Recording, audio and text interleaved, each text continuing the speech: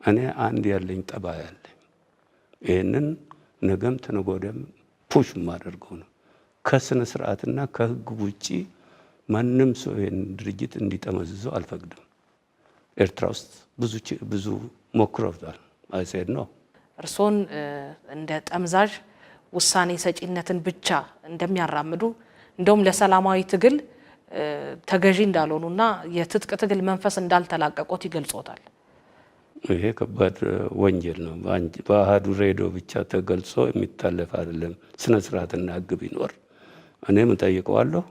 ዲማ ነው አይደል? አይ ስም አንጥቀስ አይደለም። ጠቅሳለሁ፣ ሰምቻለሁ። ወይም ደግሞ እሱ እዚህ ነበር አልነበረም ማቅረብ የነበረበት ፍርድ ቤት መውሰድ ነበረበት። ይሄን ሄዶ ሪፖርት ማድረግ ነበረበት ከነ ማስረጃው መንግስት ነው ለኔ የሚጠይቀኝ።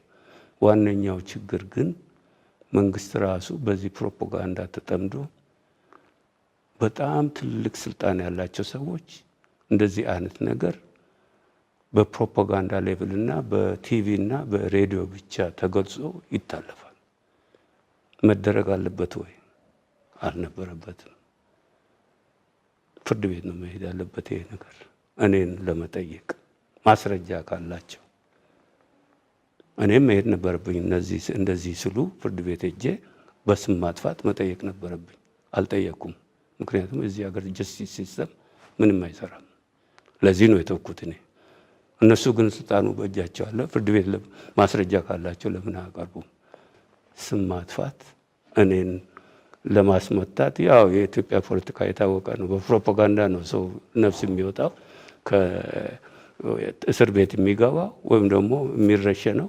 እችን ነው የሞከረው ይህን አባባል የዲማ እስ አንፎርቹኔት የድሮ የድርጅቱ መስራች ተብሎ ከሱ አፍ መውጣቱ እኔም ይህንን መናገር አልነበረብኝም። ይከብዳል፣ ግን ስለጠየቅሽኝ በሚዲያም ስለተላለፈ ማስረዳት ነበረብኝ። ለዚህ ነው እንጂ ይከብደኛል። እኔ እንደዚህ አይነት ተራ ፕሮፓጋንዳ እንዲሁ ራሴን ለመከላከል ይሄን ለማለት። እውነታው ግን ይሄ ነው። ኦነግ በእርግጥ ውስጡ ዲሞክራሲያዊ ነው። የኦሮሞ ነጻነት ግንባር በጣም አስቸጋሪ በሆነ ሁኔታ ውስጥ እስካሁን 5 እና 2 7 ጉባኤዎችን አድርጓል። በጣም ሌሎች ኮንፈረንሶች የተደረጉ አሉ።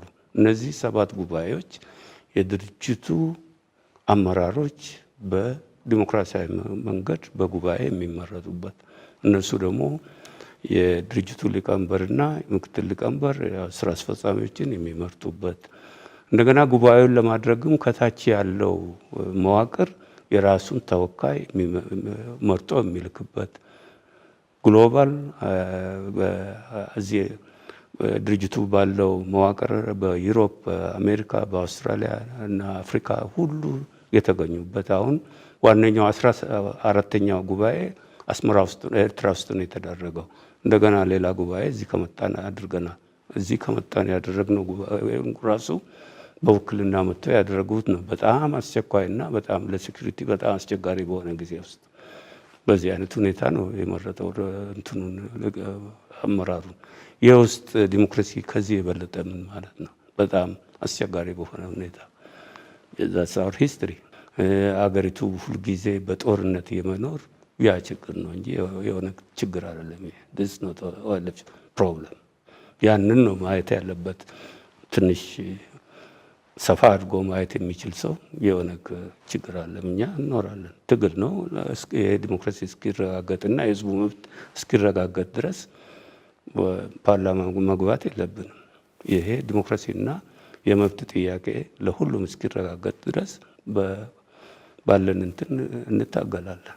ፓርላማ መኖር የለብንም። ምን እንሰራለን? ፓርላማ እዛ ሄደን ለማጨብጨብ አንሄድም። አሁንም ደግሞ አታግደን እየሆነ ጥቃት የሚደርስብን ማጨብጨቡን አንቀበልም። 50 ዓመት ታግለን ስላልን ነው እንጂ ሌሎችን ለምን አይነኳቸው? እኛና ኦኤፍሲን ብቻ ለምንድን ነው አታክ የሚያደርጉት? ይህንን ኦኤፍሲ ላለፉት 27 ዓመት አልተቀበለም። ለዚህ ነው ሁልጊዜ አንዴ ይገባል፣ አንዴ ይወጣል፣ አንዴ ይገባል፣ አንዴ ይወጣል። አንዳንድ ጊዜ ምርጫ ውስጥ ይሳተፋል፣ አንዴ አይሳተፍም። ያው እንደዛ ነው የሚሆነው። የኛ ብቻ አይደለም፣ ብዙ ሰላማዊና በጣም ኢኖሰንት የሆኑ የኢትዮጵያ ድርጅቶች ይሄ ችግር ገጥሟቸዋል። የኛ ብቻ ልዩ ሊሆን አይችልም። እኛ ምናልባት ከዚህ በፊት ካለው ልዩ ነው ብለን አይተን ነው የመጣ ነው። ከመምጣታችን በፊት ግን ጥርጣሬ ስላለን ካለንም ልምድ ይሄ መንግስት የያዘ አካል ቃሉን እንደማይጠብቅ ስለምናውቅ በሶስተኛ አካል ባለበት ነው እንጂ ስምምነት አናደርግም ብለን ብዙ ጊዜ ደጋግመን ጠየቅን። አልተመቸልንም። ባለፈው ጊዜ ለአዱ እንትን ገልጫለሁ፣ ሌሎችንም ገልጫለሁ። ስንገባ በጣም ብዙ ሰው ወጥቶ ተቀበለን። ይሄ ለኛ ችግር ነው የሆነው። መንግስት ከዛ ቀን ጀምሮ ስልጣን የያዙ አካሎች ውለው ሳያድሩ ነው በእኛ ላይ ሆስታይል ወይም ደግሞ ጥቃት የጀመሩት። ያለ የገባነውን ስምምነት በሙሉ ዞር ብለው አላዩትም። ከዛ በኋላ በውስጣቸው ስብሰባ አድርገው የኦሮሞ ነጻነት ግንባር ወይ ችሎታው ሬዲዩስድ መሆን ወይም ደግሞ መቀነስ አለበት፣ ከተቻለ ደግሞ ዲፊውዝድ መሆን አለበት ብሎ በፓርቲ ደረጃ ነው የወሰኑት። ያለን መረጃ ነው፣ ተጨባጭ መረጃ። ዋነኛው ችግራችንም ይሄ ነው። አስፈሪ ትሬት ዋነኛው ለፖለቲካቸው ለፕሮፓጋንዳቸው እንደገና ኢንቲሚዴት ሊያደርጉ ለማስፈራራት እንደ ዝም ብሎ ማዋጣ መንገድ እኛ ለስንት ዓመት ስንት ህይወታችን ሰጥተን የታገን እንደዚህ አይነት የፕሮፓጋንዳ ማስፈራራት ካሁን በኋላ ለየትኛው እድሜ ነው በዚህ የምንስፈራራው? ዝም ብሎ ህዝቡን ለማስደሰትና ራሳቸውን ለማታለል ካልሆነ በማስፈራራት ሊፈታ እንደማይችል ያውቃሉ። በእኛ ላይ እንዲሁም እንታገልለታለን የምትሉት እናንተ የራሳችሁ የኦሮሞ ህዝብ መብት እየተጣሰ እንዲሁም የኦሮሞ ህዝብ ራሱ እየተገደለ ስትሰሙ ምን ይሰማቸዋል? እርስዎ እንደ ግለሰብስ ምንድነው ከዚህ ስሜት ውስጥ ያለው ነገር? የፖለቲካ ችግሩን ካልተፈቱ እንዲህ አይነት ፍረጃዎችና እንደዚህ አይነት ፕሮፓጋንዳዎች ውስጥ የሶማሌ ሽርጥ ለባስ ሲባሉ ነበር። ከነሱ ጋር ሆኖ እንትን ሲባል ነበር። በደርግ ጊዜ የአረብ ጀለቢያ ለባሽ ቅጥረኞች ሲባሉ ነበር። ኤሪትራያኖች እና ትግራያኖች። ኢትዮጵያ ውስጥ ችግር አልፈታም።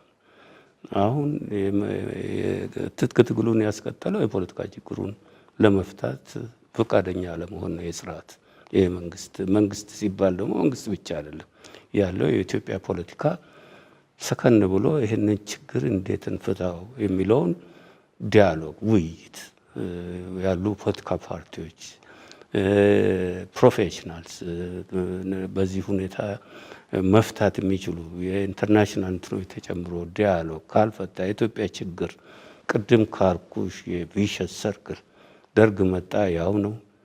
ኃይለ ሥላሴን ስንቃወም ነበር። እንደገና ደርግ ሄደ፣ ቲፒኤልኤፍ መጣ ያው ነው። ቀጥሏል። የትጥቅ ትግሉም ቀጥሏል። መታሰሩም መገዳደሉም ቀጥሏል። አሁን 2 ዓመት ምናምን የተሻለ ይመጣል ብለን ነበር። የባሰ ነው የመጣው እንጂ የተሻለ አልመጣም። ቁጭ ብሎ ፖለቲካ ከመፍታት ጦርነቶች እዚህ የኦነግ ሸኔ ምናምን በጣም አነስተኛ ሎ ሌቭል የሚሉት የትጥቅ ትግል ነው ወይም ደግሞ የመገዳደል ነው። ከፍተኛው መገዳደል ትግራይ ውስጥ የተደረገው በጣም የሚዘገንን አይነቱ ጦርነት ነው የተደረገው ትግራይ ውስጥ በቀደም። ይሄ መቼ ነው የሚቆመው? ያ ቪሸስ ሰርክል ውስጥ እንዴት አድርገን ሰብረን እንወጣለን የሚለውን ቁጭ ብሎ ህብረተሰቡም ፖለቲካ ፓርቲዎችም መንግስት ባዎችም ካሰቡበት ነው እንጂ አይቆምም። እኛ ብቻ የሚሰማን አይደለም ይሄ ነገር። እኛ ብቻ እንትን የሚሆን አይደለም። አገሪቱ ያላት ችግር ነው። ለምን እንሸሻለን ከዚህ? ዋይ እዛ ብቻ ለምን ፎከስ እናደርጋለን? ያ የራሱ የሆነ ታሪክና እንትን እንዳለው ነግሬሻለሁ። ስለዚህ የኦሮሞ ነጻነት ግንባር ብቻውን ምን ይሰማሃል ምን ይደረጋል ብሎ የኦሮሞ ችግርና የሆነ ችግር አድርጎ ማየቱ ትልቅ ስህተት ውስጥ ነው ያለው። አመለካከታችንም ፖለቲካችንም ሚዲያችንም ጥቂቶች ኢትዮጵያ ወደ መፍረስ አዝማሚያ እየሄደች ነው በዚህ ሁኔታ ከቀጠለች ይላሉ። ጥቂቶች ደግሞ አይ እንደውም በጣም ተስፋዎቻችን የበለጸጉ ናቸውና በቀላል አትፈርስም ይላሉ። ኢትዮጵያ በምን አዝማሚያ ላይ ናት ያለችው ብለው ያስባሉ እርስዎ? ኢትዮጵያ ያለችው በአዙሪት ውስጥ ነው። አዙሪቱ ቀጥሏል። ምንም ተስፋ የለም። አሁን ይሄ ዝም ብሎ ምርጫ ለውጥ ነው ያለው ኢትዮጵያ አትፈርስም የሚለው ራስን የማዝናናት እና ሆፕ የማድረግ ጥሩ ነው። እሱ ጥሩ ነው፣ ግን ሪያሊቲው መሬት ላይ ያለው አይደለም። ዋናው እየተገፋ ያለው አገራዊ ውይይት ደግሞ በቅንነት ማን ነው የሚመራው? ማን ነው የሚሳተፈው?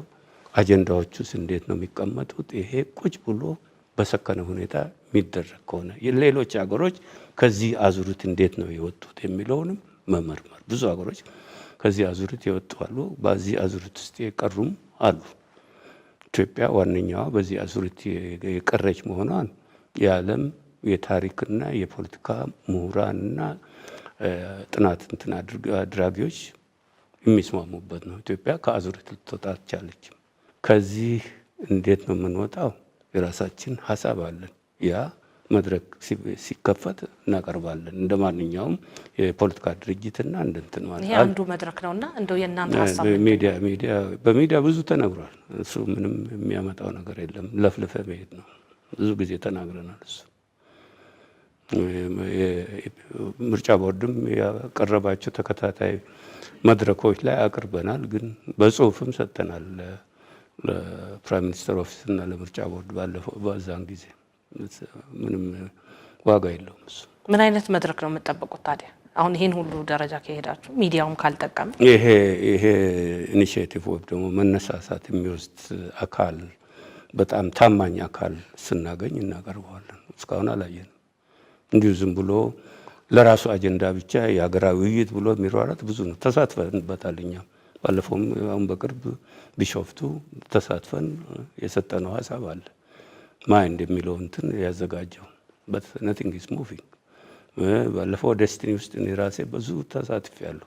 ያ እዛ ያቀረብነው ሀሳብ አገሪቷን ከዚህ የሚያወጣ ነበር። ወደ 6 ወር ሙሉ ነው የተሳተፍንበት እና ዋነኛውን የደረስንበትን እንትን እዚህ ስካይላይት ውስጥ ሆቴል ውስጥ አቅርበናል ለህዝብ። ተስፋ ነበረን። ያን አልሰራም፣ ግን እንዲሁ በወረቀት ላይ ነው የቀረው። እንኳንና ባህዱ ቲቪ ይቅርና ማለት ነው። ከዚህ የበለጠ በጣም ትልቅ ከትልቅ ችግሮች ውስጥ ዋነኛው ልንገርሽ፣ በቻርተር ጊዜ የቲፒኤልኤፍ ከቻርተር እንድንወጣ ያደረገን ጊዜ ድርጅቱ ሙሉ በሙሉ ተበትኗል ማለት ይቻላል። የድርጅቱ አመራሮች በምዕራብ በኩል 2/3 ተሰውተዋል በውጊያ። እንደገና በምስራቅ በኩልም እንደዚህ በጣም ከፍተኛ አመራር ነው ያጣው። ግን የድርጅቱ መዋቅርም ተፈርሷል። ብዙ አጣቆ ወደ 20,000 ሰው በደዴሳ እንደገና ወደ 20-30 ሺህ በሁርሶ ታጉሯል። ይህን ሁሉ አልፎ ግን ድርጅቱ ተመልሶ ራሱን ሪኦርጋናይዝ አድርጎ ሰርቫይቭ አድርጎ ለዚህ ደርሷል። ይሄ አሁን ያለው እንትን በጣም አነስተኛ ነው። ይሄ መንግስት ከፈታልን እና ቢሮአችን ከከፈተ የ2 ሳምንት የ3 ሳምንት ስራ ነው። መንግስት ደግሞ ይሄንን ፍቃደኛ ካልሆነና እንቅስቃሴ ካላደረገልን ካልፈቀደልን ይሄ አጠቃላይ የኦሮሞ ችግር፣ የኛም ችግር፣ የኦኤፍሲ ችግር፣ የሁሉም ችግር ነው እንጂ የኛ ብቻ አይሆንም። ለሱ ከኦሮሞ ህዝብ ጋር ሆነን እንዴት አድርገን ነው የምንወጣዋለን? የራሳችን አካሄድ እንወጣዋለን። ደግሞ አሁን ያለው መንግስት ወይም አሁን ያለው ስርዓት አምባገነን ነው ብለው ነው የሚያስቡት? አሁን ያለው ስርዓት ህጋዊ ስርዓት አይደለም። ግን ሰው ምንም ምርጫ ስለሌለው መንግስት ነው ብሎ አብሮ ይሄዳል። እኛም ደግሞ ህጋዊ አይደለም ብለን በጠመንጃ እንዋጋውም፣ በህጋዊ አካል እንታገለዋለን እንጂ በጠመንጃ እንዋጋውም። ግን ይሄ በኃይልና በጠመንጃ የቀጠለ መንግስት ነው እንጂ ህጋዊ መንግስት አይደለም። ህጋዊ አይደለም ነው አምባገነንስ ነው? ህጋዊነትና አምባገነንነት ስለሚለያየ ነው። ህጋዊ ሆኖም አምባገነን አለ፣ ህጋዊ ሳይሆን ደግሞ አምባገነን ያልሆነ መንግስታት አሉ። በሌሎች ሀገራት ላይ እኮ ይታያል። ስለዚህ የትኛው ጋር ነው እርሱ? በጠበጃና በእንትን ማኑ በህግ የማስተዳድር መንግስት ሁልጊዜ አምባገነናዊ ነው። የትም ምን አይነት አምባገነን ነው የሚለው እንትን ላይ ነው እንጂ አምባገነን ምን አይነት አምባገነን ነው እሱን ስም እንሰጠዋለን አድረን ውለን